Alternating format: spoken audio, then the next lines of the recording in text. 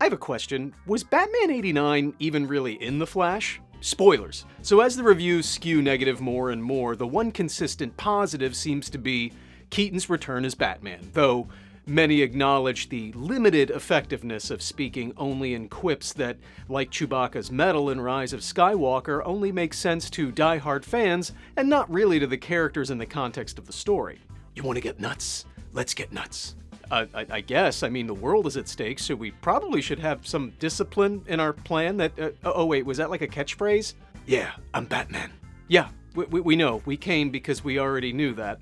But I feel like there was something more that felt off about the character's inclusion in the movie, which jumped out at me as soon as he jumped out at them. And that was that even as fan service goes, this didn't seem to be our Keaton Batman.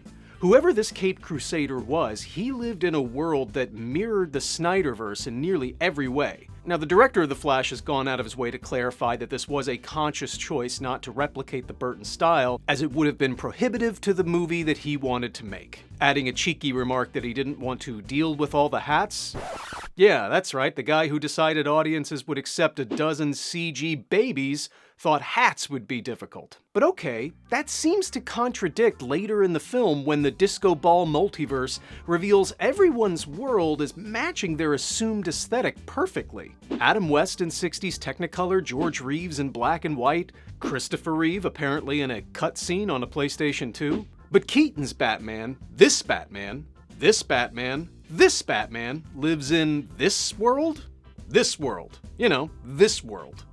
It didn't sit right with me to relegate Burton's universe as something so easy to discard as untethered to the nostalgia that you want me to feel. Now, sometimes a director's style is saturated right down to the character. Beetlejuice or Edward Scissorhands don't work in a Wes Anderson movie, just as Richie Tenenbaum and Steve Zissou don't work in a Tim Burton movie. For these directors, the experience is way more than just the costume or the actor. It's the whole vibe and the world that they inhabit. Now, this isn't as big of a leap for movies like No Way Home. Sam Raimi definitely has a style, but it's still close enough to reality that I can easily accept another director's take on Tobey coming back as one of the Spider's men. If I won't fight for proper grammar on the internet, who will? Now, Tim Burton, on the other hand, he makes beautiful gothic fairy tale nightmares, tableaus of timeless archetypes in exaggerated settings. Any characters inhabiting these worlds are indelibly linked to that dreamy style. It's one of the reasons why the Burton Batman has always been my favorite film take on the character.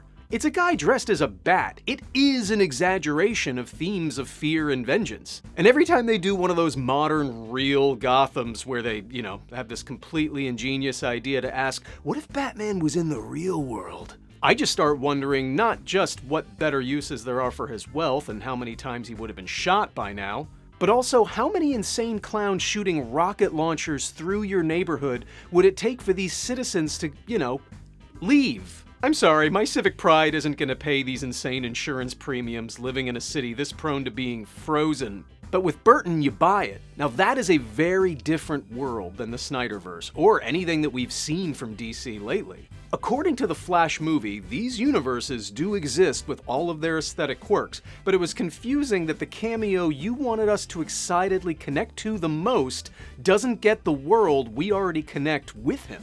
You laid in the nostalgia without anything to make me take the bait, which is nuts. Oh, but he did kind of warn us about that.